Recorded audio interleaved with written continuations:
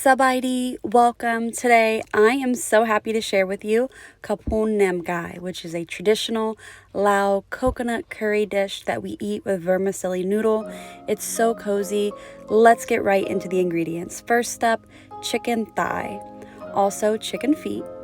We're going to use fresh or canned bamboo along with kefir lime leaf, carrot, purple and green cabbage, and mint, galanga root, Thai pepper, lemongrass, lime, garlic, shallot, coconut milk, and coconut cream, red curry paste, oyster sauce, vegetable oil, fish sauce, salt, badak, chicken bouillon powder, sugar, and of course our vermicelli noodle.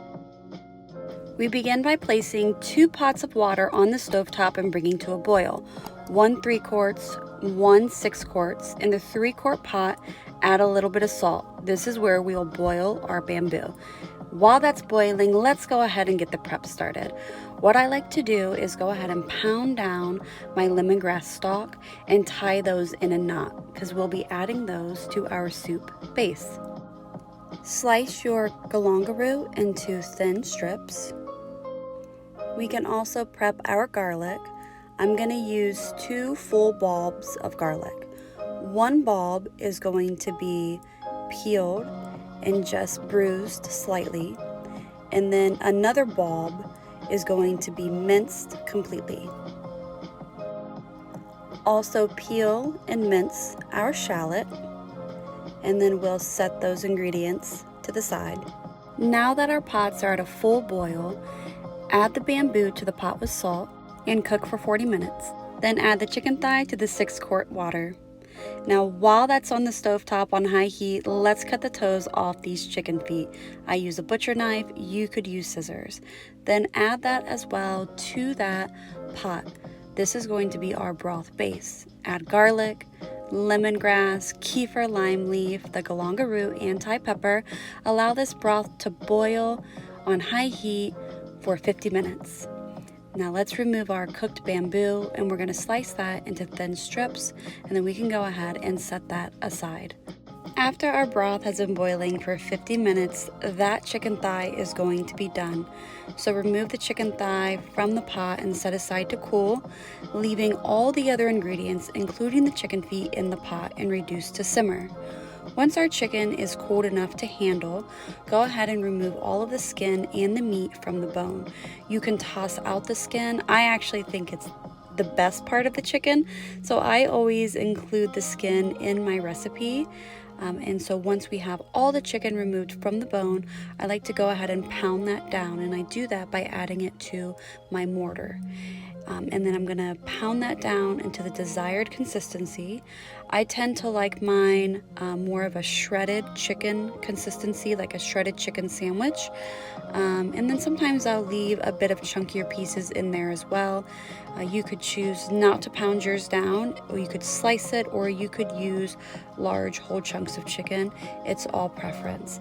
But once you have that really great consistency, let's start seasoning this chicken. I add vegetable oil to a hot pan. Make sure that I get that pan well coated in the oil, and then I add our minced garlic and shallot and cook it just for about a minute until it's well browned. Then I add our coconut milk, coconut cream, and our red curry paste, and I give that a good mix while we're bringing that to a boil. And we want the entire sauce to be that beautiful yellow-orange curry color. Now once we're at a rolling boil and everything's well mixed, we'll add our chicken directly to the pan.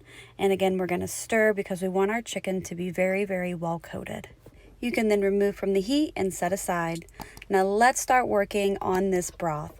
First, let's remove our lemongrass stalks and discard them. Add our chicken bouillon powder, sugar, salt, our oyster sauce, fish sauce, badak. Then we'll toss in bamboo. You can use the canned bamboo.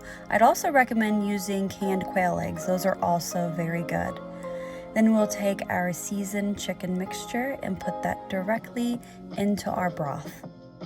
Now that we have all of our ingredients in our pot, give it a really great stir. Make sure everything's mixed well. Bring that bad boy to high heat and let it boil. The house is going to smell amazing. Now let's prep garnish. I like to cut the ends off my carrot, peel it, and then using a julienne peeler, get those thin strips, and then shred both the green and the purple cabbage. I use a knife. You could use the julienne peeler or the mandolin peeler. I also quarter a couple limes, and I use fresh mint as garnish. Some other options not shown here would be Thai basil, cilantro, green onion, banana leaf flower, or even the snake beans are super great in this dish. And then here is your reminder to stir your soup. This can stick to the bottom. Don't forget to stir this every once in a while, and also don't forget to give it a taste and adjust all of your ingredients as needed. Now that we're in the home stretch, let's address the noodles. Go ahead and soak your noodles in cold water, and while our noodles are soaking, let's bring a pot of water to the stovetop to a full boil. Add our soaked noodle, and then I like to use a chopstick. Just make sure that you're stirring this every so often because they do stick rather easy.